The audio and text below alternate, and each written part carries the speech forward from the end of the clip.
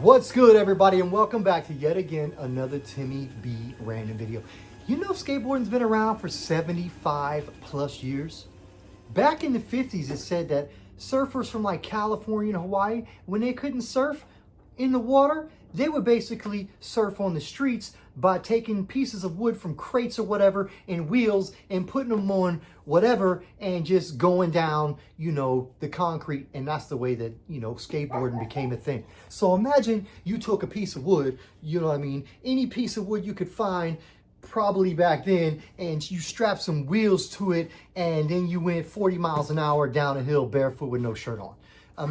Imagine you doing that now today. So in like 1962, this young buck, his name was like Mark. He was 14 or 15. With the help of his family, he's like, I'm gonna open up a surf shop in the Valley of Northern California. We're gonna call it Val Surf, and that way people don't have to go all the way to the coast to get surfboards and stuff, and parts. And you know what else he did? He sold skateboards.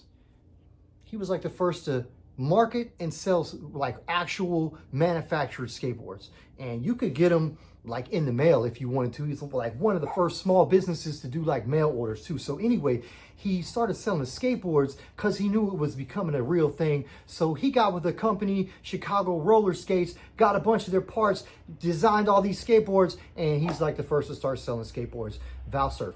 And guess what?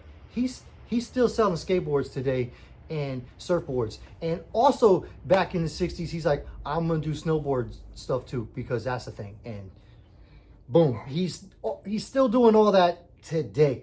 Anyway, so just thought I would share a little history of skateboarding with you today, because I love skateboarding and you love skateboarding, or you wouldn't have watched this whole video. So now skateboarding has a wide variety of, different shapes and sizes and well put together boards. Back then it had different shapes and sizes as well, but they were more like, trying to figure it out. So you might get a 2x4,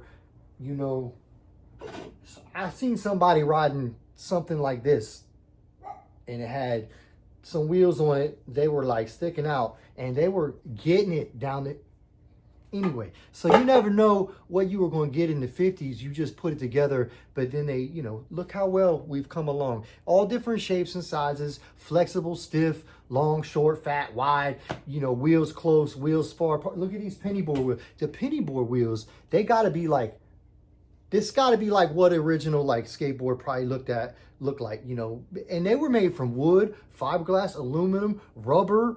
I think the best ones were made from like a flexible type of wood, which still the best ones are made from maple, they say. But yeah, look at these wheels. They're still really close together. I think this kind of resembles the early on. Imagine 40 miles an hour down a hill barefoot on this. These penny boards are fast, and you got to be well balanced to ride this thing. Anyway, cool fact that skateboarding has now been around for 75 plus years, and it was started by some surfers, and then a young kid, a 14, 15-year-oldish kid, really like stepped up the game, and here we are today. Go get you a skateboard, and you don't gotta be Tony Hawk.